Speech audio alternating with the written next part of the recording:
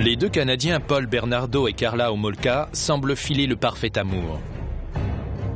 On aurait dit Barbie et Ken. Ils semblaient être faits l'un pour l'autre. Pourtant, leur relation est loin d'être idyllique.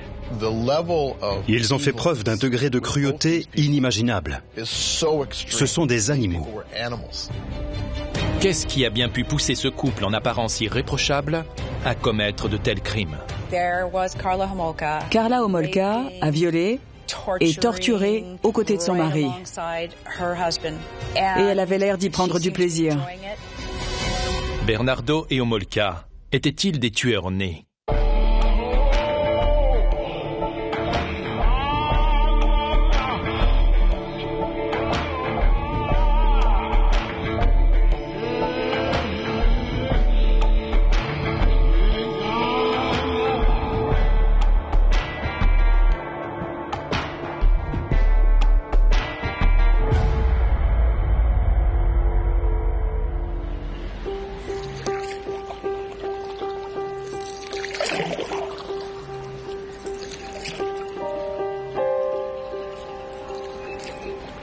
Le 29 juin 1991, un promeneur fait une découverte dans le lac Gibson, dans l'Ontario, qui bouleverse le pays tout entier. Il s'agit d'un nouveau chapitre macabre dans une histoire qui a débuté 2 semaines plus tôt, avec la disparition d'une collégienne de 14 ans. Leslie Mahaffey était une collégienne on ne peut plus normale. C'était une très jolie fille, studieuse, issue d'une bonne famille à cheval sur les valeurs. C'était quelqu'un de gentil et généreux. C'était vraiment une fille adorable. Elle avait toute la vie devant elle. Le 15 juin, Leslie est de sortie avec un groupe d'amis. Elle habitait avec sa mère et son beau-père à Burlington, une banlieue tranquille très prisée de la classe moyenne. Elle savait que si elle sortait avec ses amis et qu'elle ne respectait pas le couvre-feu, elle trouverait porte close. Elle avait reçu une éducation très stricte. Une des amies de Leslie Mahaffey venait juste de mourir. C'était quelqu'un de très populaire à l'école. Tout le monde pleurait sa mort et Leslie est rentrée chez elle plus tard que prévu. La porte était fermée et elle s'est aperçue qu'elle avait oublié les clés. Les fois où elle oubliait ses clés, ce qui arrivait heureusement rarement, elle était obligée de sonner à la porte. Elle se faisait ouvrir par ses parents et il fallait qu'elle leur explique pourquoi elle était en retard. Pour des raisons encore inconnues, ce n'est pas ce qu'elle a fait ce jour-là. Très vite, on a compris qu'il lui était arrivé quelque chose de grave. Des recherches sont lancées afin de retrouver la collégienne, mais sa disparition laisse les enquêteurs perplexes. Quand Leslie Mahaffey a disparu de chez elle à Burlington, tout le pays était sous le choc. Pas seulement les gens du quartier, tous les Canadiens. 2 semaines plus tard, un homme qui fait du canoë sur le lac Gibson découvre avec horreur le corps de la jeune Leslie.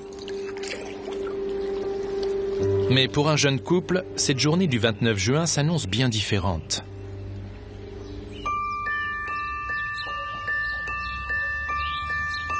Ce jour-là, Paul Bernardo et Karla Homolka s'unissent au cours d'une cérémonie digne d'un conte de fées.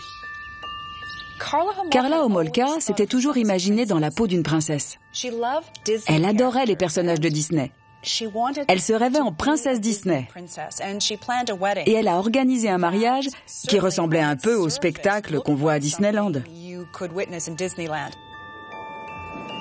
La jeune Karla, 21 ans, a trouvé son prince charmant en la personne de Paul Bernardo. De 5 ans son aîné, Paul rêve lui aussi d'un mariage de conte de fées. Ils avaient loué un carrosse à l'ancienne. Ils ont servi du faisan sous cloche.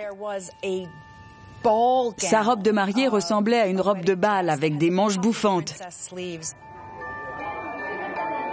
Les invités pensent assister au mariage de rêve d'un couple de rêve.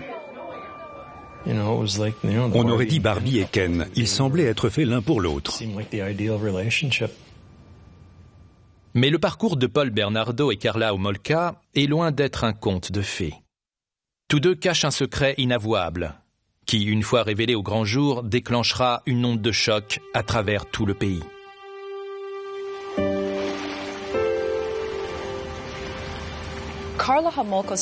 L'enfance de Karla Homolka a été décrite comme tout à fait normale et heureuse. Elle a grandi dans une petite ville, ses parents formaient un couple solide. Son père gagnait sa vie en vendant des lampes sur les marchés aux puces. Sa mère travaillait comme assistante administrative à l'hôpital de St. Catherine's. Le couple avait 3 filles. La famille Homolka était très appréciée dans le coin. Ils avaient une piscine et c'était un peu le lieu de rassemblement de tout le quartier. Elle n'était pas fille unique, elle était issue d'une famille unie et solide. C'était l'aînée. Elle était blonde aux yeux bleus, mignonne, enjouée. Enfant, elle passait beaucoup de temps à jouer avec ses poupées. Elle n'était pas du tout timide, ni faible. Elle était intelligente, mais pas très appliquée dans ses études. Elle était comme beaucoup de jeunes filles de petites villes de province. Mais la jeune Karla n'est pas aussi douce et innocente qu'il y paraît. En grandissant, Karla est devenue une adolescente turbulente. Elle est passée de la jeune fille blonde, populaire et admirée de tous les garçons du coin, à une personne beaucoup plus sombre. Les amis de Karla sont parfois étonnés par son comportement. Certains de ses amis la trouvaient bizarre. Elle s'était mise à étudier le Ouija et les sciences occultes. Elle semblait fascinée par la mort. Elle s'habillait en noir. Elle a commencé à s'intéresser à la voyance, aux séances de spiritisme et au côté obscur. Elle était attirée par la magie. Une de ses amies lui a annoncé que son animal de compagnie venait de mourir.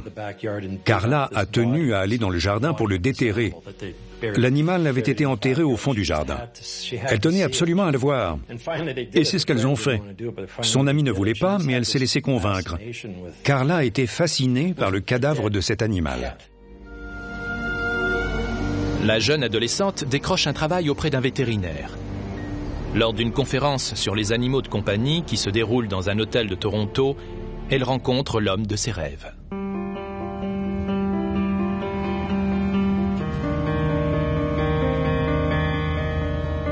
Quand elle a vu Paul, ça a été le coup de foudre. Alors qu'elle prend son café dans le restaurant de l'hôtel, la jeune fille de 17 ans est approchée par Paul Bernardo, un stagiaire comptable de 23 ans. Ils ressentent une attirance immédiate qui va s'avérer fatale. Leur rencontre était le fruit du hasard. Mais c'était exactement l'homme dont Karla Homolka avait toujours rêvé. Elle faisait partie d'un club au lycée dont le rêve était de se marier à quelqu'un de riche et d'un peu plus âgé et de recevoir une énorme bague de fiançailles. Voilà dans quel état d'esprit elle était. Elle aurait pu avoir n'importe quel garçon. Elle n'était pas aux abois. Mais pour je ne sais trop quelle raison, c'est lui qu'elle voulait. Ils étaient faits l'un pour l'autre. Ils se comprenaient. Elle n'avait que 17 ans, elle était très jeune. Et Bernardo avait ce petit quelque chose qui lui manquait. C'était quelqu'un de fort et de dominant. Elle était folle de lui. Le jeune et ambitieux comptable cache une personnalité bien plus complexe. Ensemble, Paul Bernardo et Karla Homolka forment un mélange mortel. En juin 1991, alors que la police recherche une collégienne de 14 ans du nom de Leslie Mahaffey, Paul Bernardo et Karla Homolka se marient au cours d'une cérémonie somptueuse. Les deux amoureux se sont rencontrés 4 ans plus tôt dans le district de Scarborough à Toronto. L'année de leur rencontre, la ville est secouée par une série sans précédent de viols sauvages. Je n'avais jamais été témoin d'agressions sexuelles aussi violentes de toute ma carrière. Et à l'époque, ça faisait déjà 31 ans que je travaillais dans la police de Toronto. Le mystérieux agresseur a été baptisé le violeur de Scarborough. Jamais auparavant et jamais depuis, on n'a connu une vague d'agressions comme celle-ci. Très longtemps, la population a vécu dans la peur. Le cauchemar commence en 1987.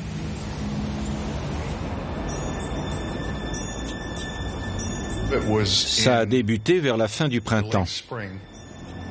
Il y a eu 2 agressions sexuelles très rapprochées dans le temps.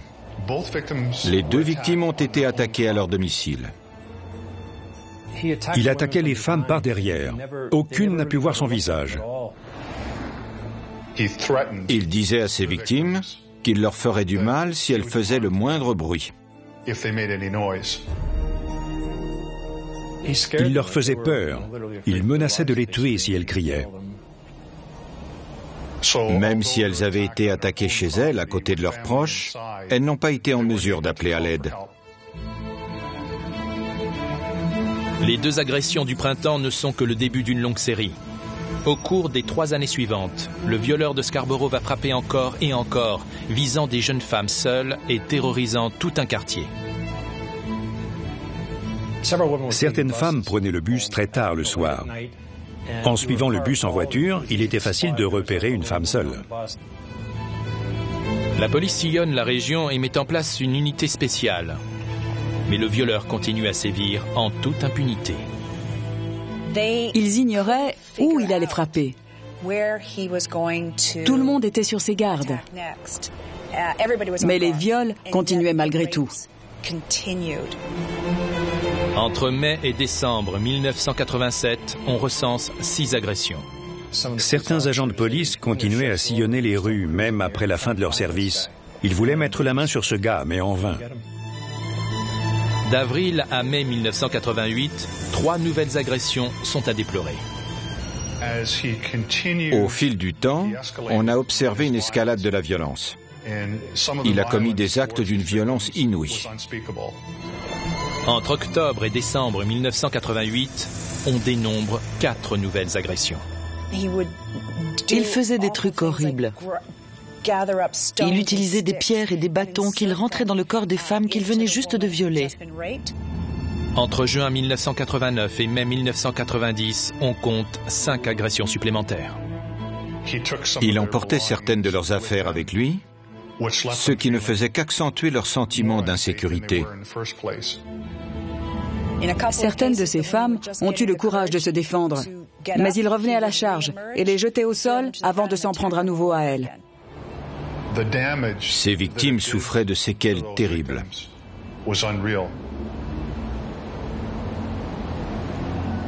La police sait que ce n'est qu'une question de temps avant que l'impensable ne se produise. Quand les profilers du FBI ont été appelés sur les lieux, ils ont dit que si on n'attrapait pas rapidement cet homme, il y avait de grandes chances qu'il commette un meurtre. Pour eux, le fait qu'il réussisse à échapper à la police ne faisait que le rendre de plus en plus téméraire.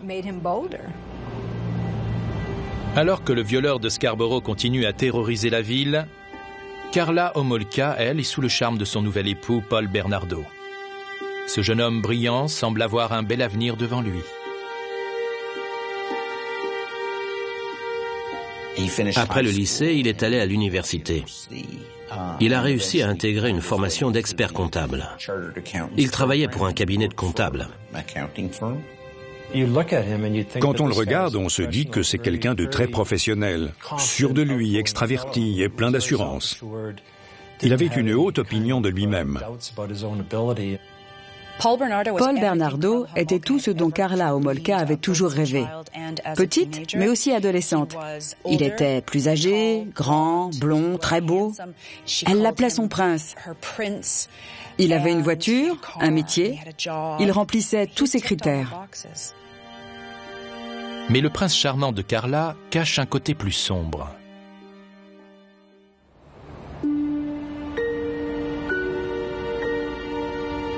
Paul Bernardo est né en 1964 à Scarborough.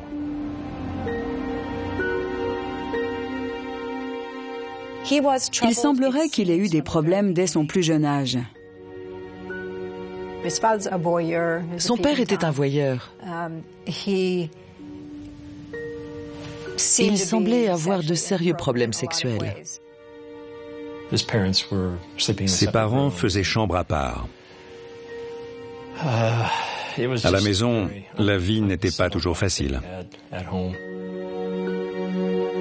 Malgré les tensions familiales, le jeune Bernardo semble plutôt équilibré. Il rejoint les rangs des scouts avant de devenir moniteur de camp de vacances. Il était plutôt athlétique. Plus jeune, il a été sauveteur. Il faisait aussi du karaté. Il était très beau et il pouvait avoir toutes les filles qu'il voulait. Il avait un ego assez développé. Alors que Bernardo n'a que 16 ans, sa mère lâche une bombe. L'homme qu'il croit être son père biologique ne l'est pas. Paul Bernardo est le fruit d'une aventure extra-conjugale. Quand Bernardo a découvert qu'il était le résultat d'une aventure extra-conjugale, il était furieux. Il en a voulu à sa mère. Elle le traitait de bâtard. On sait qu'à la maison, ça criait dans tous les sens. Ce n'était pas une famille très unie. Il n'était pas très proche de son beau-père. Je pense même qu'il le détestait. Mais il y a un plaisir malsain que le jeune Paul Bernardo partage avec son beau-père. On l'a surpris plusieurs fois en train de regarder par la fenêtre de ses voisins. Les parents interdisaient à leurs enfants de jouer avec lui. En grandissant, les besoins sexuels de Bernardo deviennent de plus en plus sordides. Il se met à humilier et abattre ses petites amies et laisse libre cours à ses pulsions sexuelles sadiques. La plupart des filles le rejettent, jusqu'à ce qu'il rencontre Carla. Carla menait une vie de famille plutôt normale. Il n'y a pas grand-chose à en dire. Quand elle a fait la connaissance de Paul, elle est très vite tombée dans ses travers sexuels. Elle lui a écrit des lettres dans lesquelles elle lui disait qu'il pouvait faire ce qu'il voulait d'elle et qu'elle était prête à tout. Elle a très vite adopté ses déviances. Je ne pense pas qu'elle ait changé de manière soudaine. Elle avait déjà ça en elle. Ça s'est juste déclenché quand elle l'a rencontré. Elle attendait quelqu'un comme lui.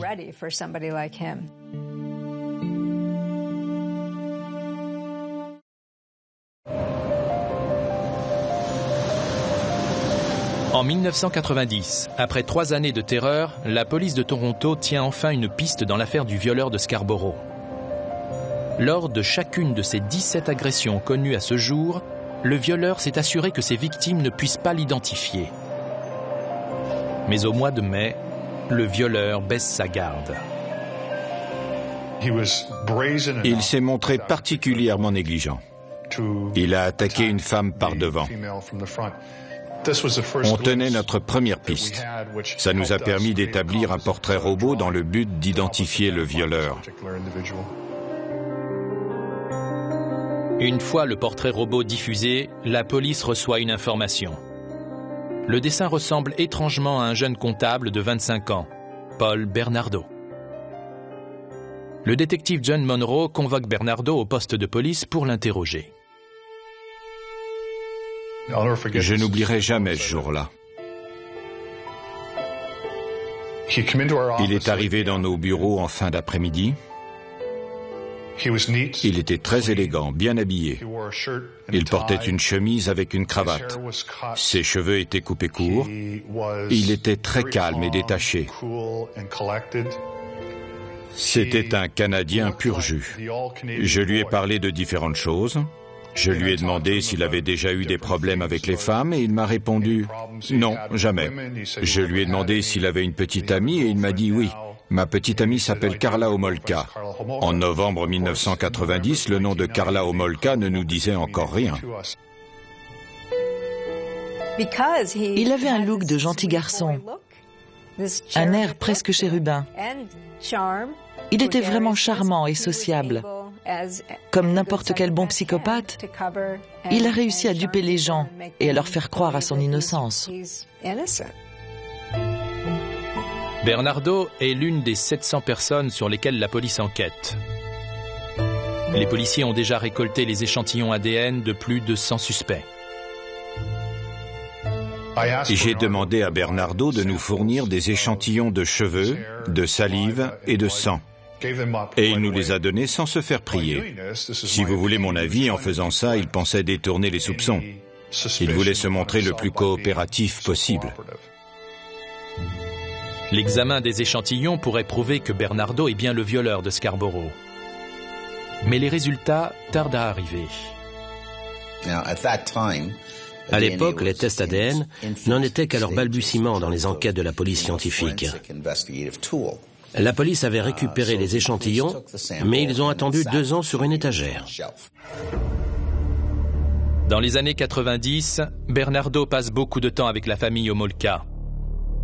Bien que fiancé à sa petite amie Karla, Bernardo semble insatisfait. Paul était attiré par les filles vierges. Karla avait eu des petits amis avant lui.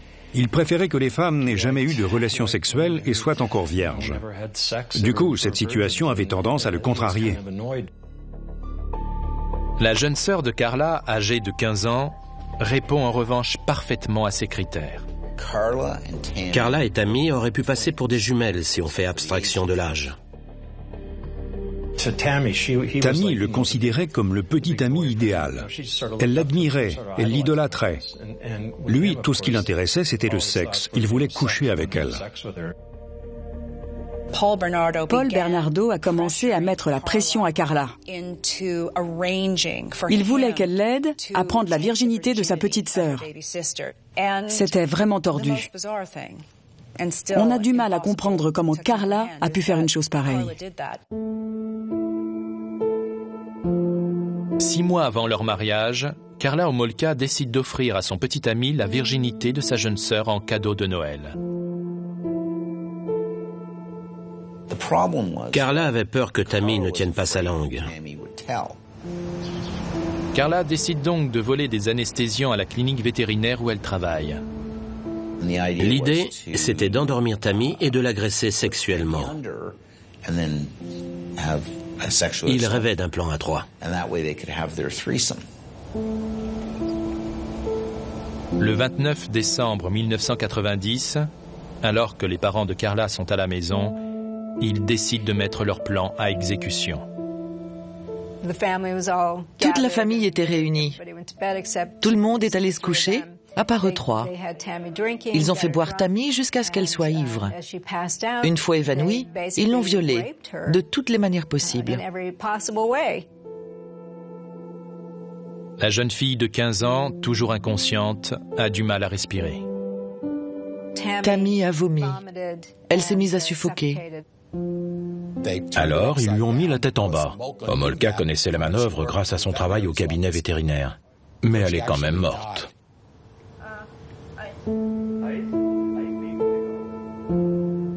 Ils ont très vite inventé une histoire.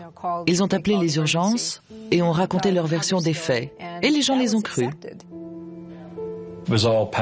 Sa mort est passée pour une mort accidentelle, ce qui n'était évidemment pas le cas. Tammy était un cadeau. Aujourd'hui encore, j'ai du mal à en parler. Je suis père moi-même, vous savez. Pardon. Comment est-ce que quelqu'un peut faire une chose pareille à sa propre sœur? Comment est-ce possible? La mort soudaine de Tammy Homolka ne marque cependant pas la fin des jeux déviants de Paul et Karla. Ce n'est que le début d'un chapitre plus sombre encore. Pour la Noël de l'année 1990, Karla Homolka a offert la virginité de sa sœur à son fiancé, Paul Bernardo. Mais après avoir drogué et violé la jeune Tammy, 15 ans, il réalise qu'elle s'est étouffée. Alors que la famille Homolka pleure la mort de la jeune fille, Carla et Paul continuent à préparer leur mariage de rêve qui doit avoir lieu en juin. Ils ont fait semblant d'avoir des remords. Paul et Carla ont pleuré la mort de Tammy, surtout Paul. Mais très rapidement, Carla a mis la pression à ses parents pour pouvoir continuer les préparatifs du mariage. Elle a écrit à une amie pour lui dire qu'elle était en colère parce que ses parents mettaient longtemps, des mois, à se remettre de la mort de Tammy. Elle voulait que toute l'attention soit sur elle à l'approche de son mariage. Le grand mariage de Bernardo et d'Homolka se déroule comme prévu le 29 juin 1991. Ce que les invités ignorent, c'est que le couple, qui sourit et pose pour les photographes, cache un secret bien sombre. Ils sont les seuls à savoir pourquoi la jeune adolescente Leslie Mahaffey a disparu.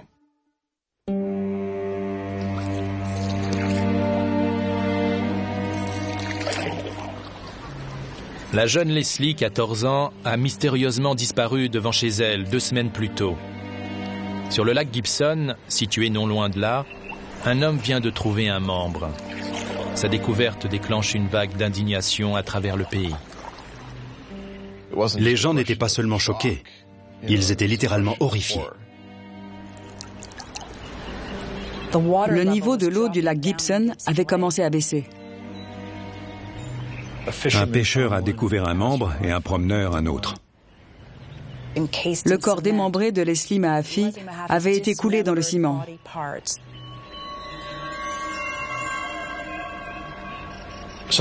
Le ciment n'avait pas eu le temps de prendre. Il n'avait pas suffisamment durci. Il s'est délité et certains membres sont remontés à la surface. On a dragué le lac et on a retrouvé ses restes.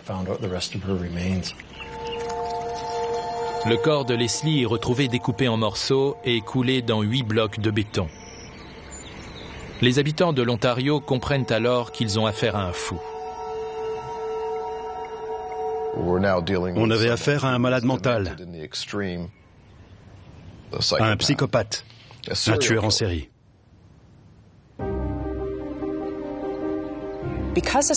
Les viols continuaient toujours à Scarborough. Dans cette petite ville, tout ce qu'il y a de plus tranquille, les gens pensaient qu'on avait atteint un nouveau degré dans l'horreur. Le sort de Leslie a été scellé 2 semaines plus tôt. Juste avant leur mariage, Carla et Paul décident d'emménager dans une maison de St. Catharines. St. Catharines était une petite ville de l'Ontario réputée pour être très sûre. Mais ce n'était manifestement pas le cas.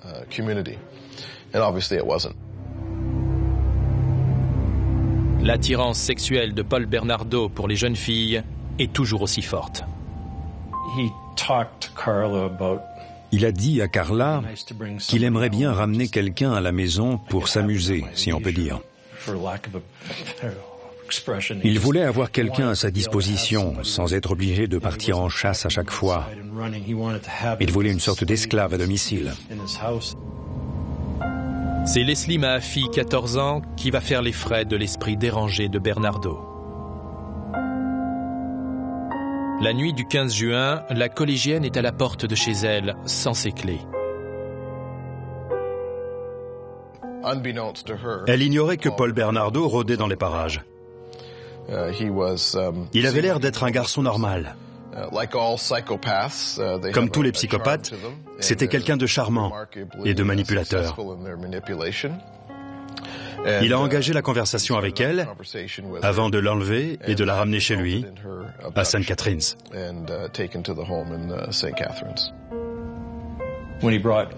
Il a ramené Leslie chez lui. C'était vraiment bizarre. Carla dormait encore. Quand elle s'est réveillée, il lui a montré la fille qu'il avait trouvée. Il lui avait mis une sorte de capuche sur le visage. Carla Homolka est devenue enragée. Pas parce qu'il avait ramené cette jeune fille dans l'intention de la violer, mais parce que Paul avait offert à boire à Leslie Mahaffey dans un de leurs verres de mariage, des flûtes en cristal dans lesquelles on boit le champagne. Au cours des 36 heures qui vont suivre, Paul Bernardo agresse sexuellement sa victime à plusieurs reprises en l'obligeant à répéter des phrases dégradantes. Bernardo avait l'habitude d'écrire un scénario pour ses victimes. Il leur disait quoi dire. Dis-moi que tu me trouves génial, dis-moi que je suis le roi, ce genre de choses. Ce qui l'excitait, c'était de rabaisser et d'humilier ses victimes. Il avait apparemment du mal à maintenir une érection, même pendant les viols. Les scénarios qu'il élaborait l'aidaient. Il lui permettait d'humilier ses filles et de leur faire dire que leurs petits copains n'étaient pas aussi bons que lui, et d'autres choses beaucoup plus vulgaires que je ne répéterai pas ici. Il pensait qu'en les avilissant de la sorte, ça l'aiderait à s'élever. Il voulait leur faire dire qu'il était quelqu'un d'incroyable. Une fois qu'il en a terminé avec la jeune Leslie, il décide de la tuer. Il l'a étranglée et il a ensuite traîné son corps jusqu'à la cave. Les parents de Carla sont venus manger le dimanche alors que le corps se trouvait encore dans la cave. C'est quelque chose que j'ai du mal à comprendre. Elle est descendue à plusieurs reprises à la cave dans laquelle se trouvait le corps. Le lendemain, Bernardo installe une tente en plastique dans la cave et s'empare d'une scie électrique. Il a découpé le corps. Il a acheté plusieurs sacs de ciment dans un des magasins de la région. Il a coulé ses membres dans du béton et il les a balancés dans le lac depuis un pont. Malgré la vague d'indignation et les recherches poussées de la police, Bernardo et Homolka ne mettent pas un terme à leurs agissements. Après avoir retenu Leslie captive et l'avoir torturée, tuée, puis décapitée, ils se sont mis à la recherche d'une nouvelle victime. Cette fois-ci, le mari et la femme partent chasser ensemble. Kristen French était une très jolie fille. Elle était issue d'une bonne famille. Elle faisait partie de l'équipe de sport de l'école et elle avait un sens de l'humour incroyable. Elle avait toute la vie devant elle. C'était une jeune fille très prudente. Après la mort de Leslie, elle n'arrêtait pas de dire à ses camarades « Ne parlez pas à des inconnus, gardez vos distances ». Elle était très prudente. Le 16 avril 1992, Bernardo et Homolka commettent leur crime le plus audacieux. Kristen rentrait de l'école à pied, en plein milieu de l'après-midi. Elle traversait un quartier tranquille, elle venait de passer devant l'église. Cette fois-ci, le couple marié décide d'agir en tandem. Une voiture s'est approchée. Carla Homolka, qui est une jeune femme très jolie, en est descendue. Carla a sorti un plan et a fait semblant d'être perdue. C'était un piège.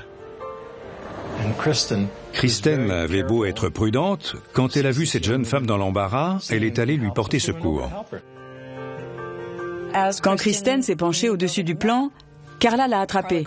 Paul est arrivé, il s'est saisi d'elle et l'a poussée à l'intérieur de la voiture sur la banquette arrière. Et ils ont foncé jusqu'à leur maison.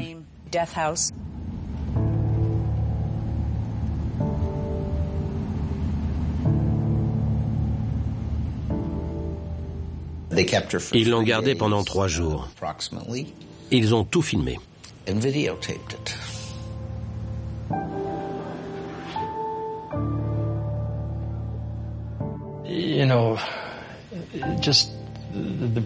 Ils ont fait preuve d'une brutalité inouïe. Que dire d'autre ?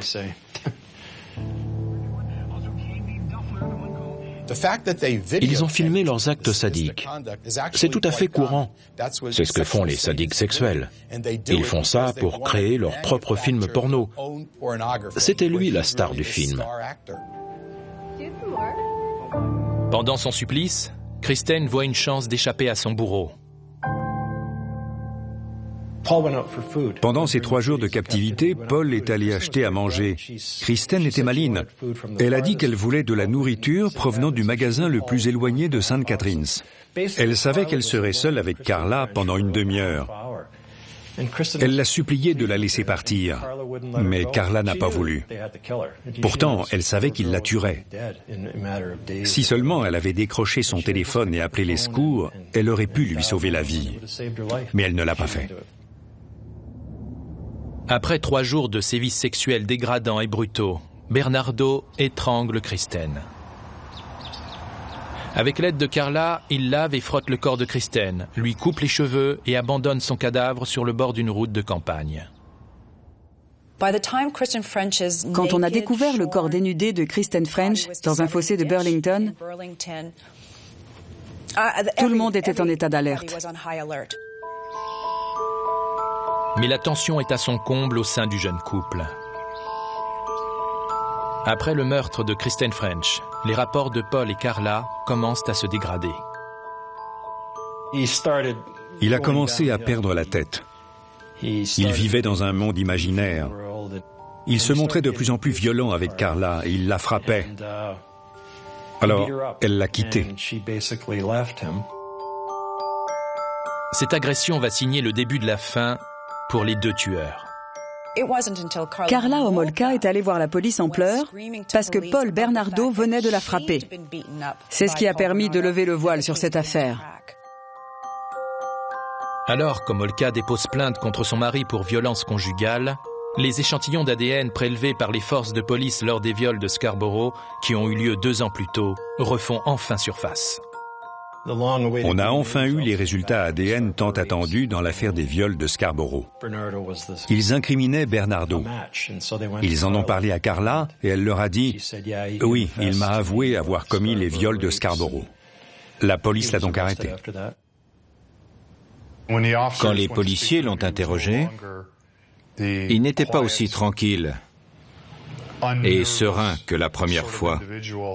Il a refusé catégoriquement de leur parler. Homolka accepte de témoigner. Elle reconnaît son implication dans les meurtres de Leslie Mahaffey et Kristen French et dans la mort de sa sœur, Tammy. Mais elle se présente comme une femme battue, complice involontaire. Les enquêteurs ne disposent pas de suffisamment de preuves contre Bernardo. Ils ont donc besoin de ce témoignage pour le faire condamner. Le seul moyen d'envoyer Paul Bernardo en prison, c'était de croire à la version de Carla Homolka. Homolka se voit proposer un marché. Si elle accepte de témoigner contre son mari, elle ne sera condamnée qu'à 12 ans de prison. Mais juste avant le procès, les enquêteurs font une découverte qui met à mal la version de la femme battue. Tout le monde est sous le choc.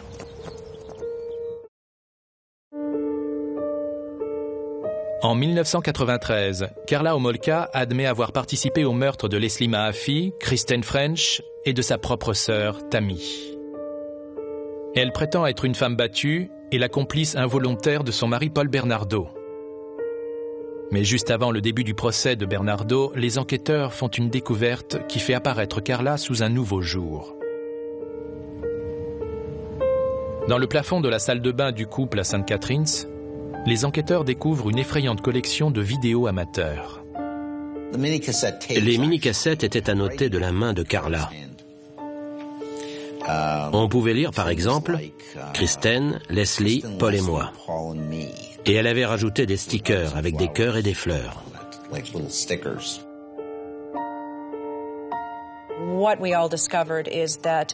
On y voyait Carla Homolka en train de violer et de torturer ces jeunes filles,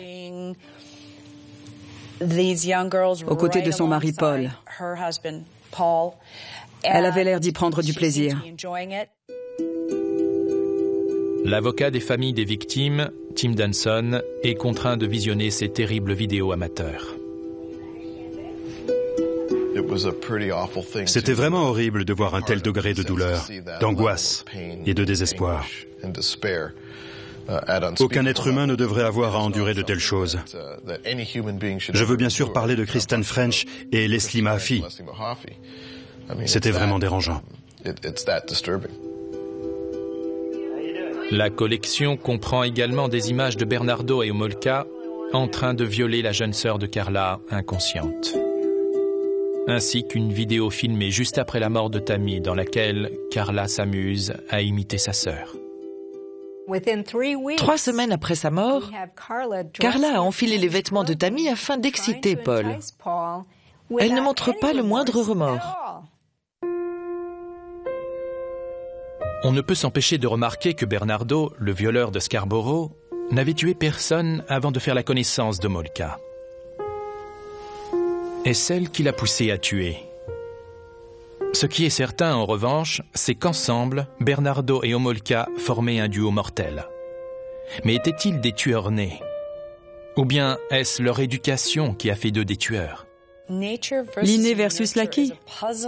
C'est une question qui reste sans réponse dans le cas de Paul Bernardo et de Carla Homolka. Carla Homolka a eu une enfance plutôt heureuse. Elle était l'aînée de 3 enfants, jolie, populaire. Elle a eu une adolescence un peu sombre, mais comme beaucoup de jeunes.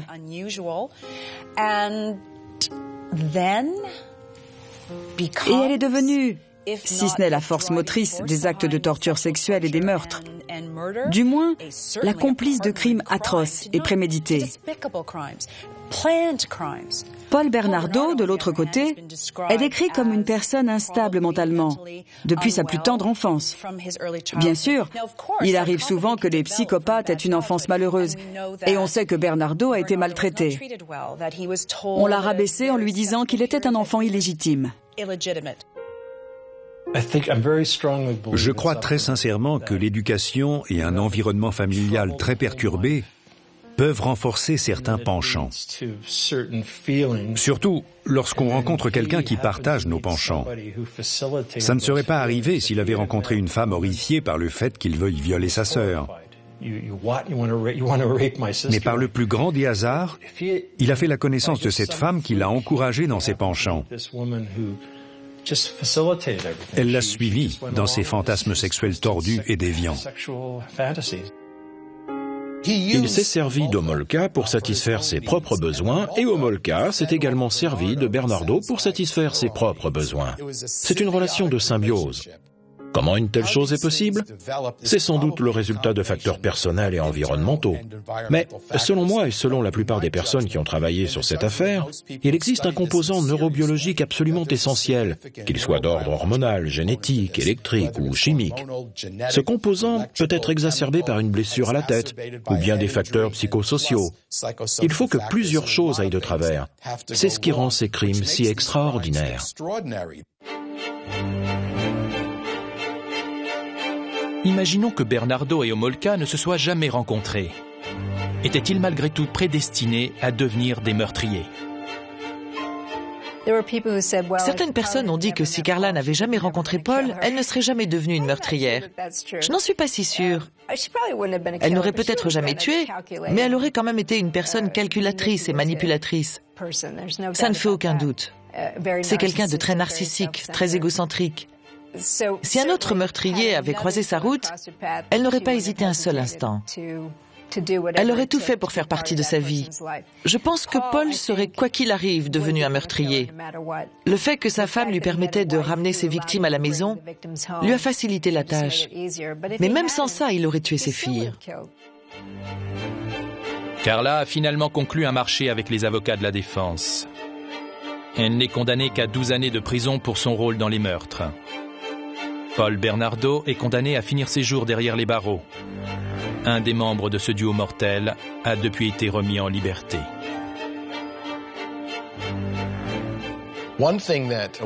Il y a une chose qui saute aux yeux quand on regarde les vidéos. Ils ont fait preuve d'un degré de cruauté et de folie inimaginable. Ce ne sont pas des êtres humains, ce sont des animaux.